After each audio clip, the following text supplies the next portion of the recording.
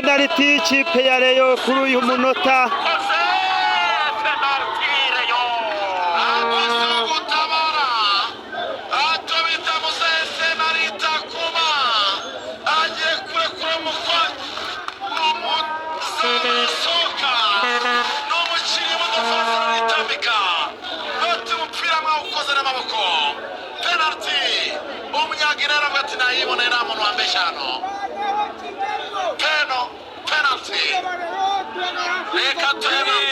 Birabaye Marukunda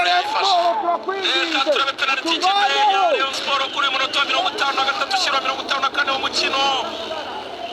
Penalty muziki wawe rero nuko muziki wawe zakomeze barayimuzaniye nyakubahwa Ruvumba Etienne mugasyara